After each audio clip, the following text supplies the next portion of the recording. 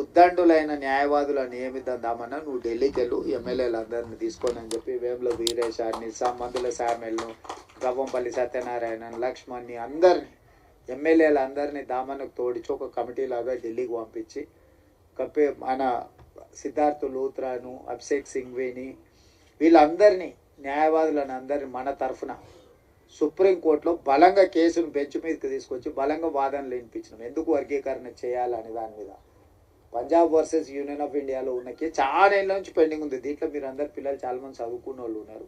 ఏళ్ళ కొద్దీ వాయిదాలు పడుతున్న దాన్ని 7 మంది న్యాయమూర్తులు ఒక దగ్గర కూర్చోవడం అనేది అంత తలకగా పని కాదు. ఒకరు కూర్చునుడే కష్టం ఉంది. ఇవాళ రేపు 7 మంది ఒక్కసారి ఇట్లా లైన్గా కూర్చొని మీ వాదనలు వినాలంటే కంటిన్యూస్గా వాదనలు వినిపించి సుప్రీంకోర్టును మెప్పించి సుప్రీంకోర్టులో జడ్జిమెంట్ తీసుకొచ్చి ఆ జడ్జిమెంట్ను ఏ రాష్ట్రం ఈ దేశంలో అమలు చేయలేదు.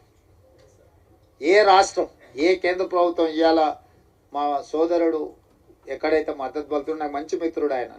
నాకేం విభేదాల్లో నేను మళ్ళీ మీరు ఎవరైనా అనుకున్నారు కృష్ణమాదిగతో నాకు పర్సనల్ రిలేషన్ చాలా గొప్పగా ఉంది. ఆయనతో నాకు ఏం చిన్న ఎంట్రకంత కూడా మాకు భిన్నాభిప్రాయాలు. కాకపోతే నాకంటే ఆయన కిషన్ అన్నను మోడీని ఎక్కువ నమ్ముతుండు. కానీ వాళ్ళ ప్రభుత్వాలు ఉన్న దగ్గర కూడా ఎక్కడ అమలు చేయలే. ఎక్కడ కూడా ఏ రాష్ట్రంలో అన్న వాళ్ళ ప్రభుత్వం ఉన్న కాదు. ఇన్ని రాష్ట్రాలలో వాళ్ళ ప్రభుత్వం ఉంది. నన్ను చేసిరా. కానీ నేనేందంటే ఈ వర్గాలకు అన్యాయం జరిగింది. ఇక నేను ఉన్నప్పుడు కూడా న్యాయం చేయకపోతే వీళ్ళకి ఎవ్వరు న్యాయం చేయరని నేను బలంగా నమ్మిన. అందుకే ఇంకెవ్వరు ఏమన్నా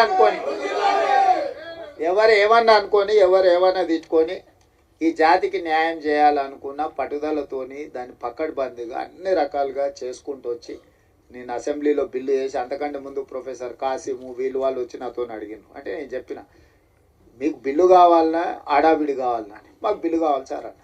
బిల్లు కావాలంటే దీనికి ఒక ప్రాసెస్ ఉంటుంది. పిల్లగాడు ఎంత తెలుగు కల్లా చదువైనోడైనా వాడు సంవత్సరం చదివినాకనే పరీక్షలు పెడతాం కదా. దీని కూడా ఈ ప్రాసెస్ కూడా ఒక పద్ధతి ఉంటుంది. అసెంబ్లీ కానీ లేకపోతే క్యాబినెట్ కానీ కమిషన్ కానీ రిపోర్ట్ కానీ దాన్ని చట్టం రూపొందించాలి. చట్టంలో లొసుగులు ఉండొద్దు. మళ్ళీ దాన్ని చట్టం చేసినాక మళ్ళీ దాన్ని ఎవరో గారు దాంట్లో ఏదో ఒకటి ఎతికి కోడిగుడ్డు మీద ఈకలు వీకినట్టు ఏదైనా చేస్తే అది మళ్ళీ మొదటికి వస్తే ఇంక మళ్ళీ ఎప్పటికీ ఇది అపరిష్కృతమైన శాశ్వత సమస్య ఉంటుందని చెప్పి దాన్ని పక్కడబందీ చేసి దాన్ని మొత్తం దామన్నను ముందలు పెట్టి వెనకంగా మేము అందరం ఉండి మిగతా వాళ్ళందరినీ సమన్వయం చేసుకుంటూ నేను సభలో కూడా అందరినీ కూడగట్టి ఎవ్వరు కూడా దీన్ని వ్యతిరేకించే సాహసం చేయలేదు. ఎవరిని కూడా వ్యతిరేకించనీయకుండా వ్యవహారం నడిపినాం.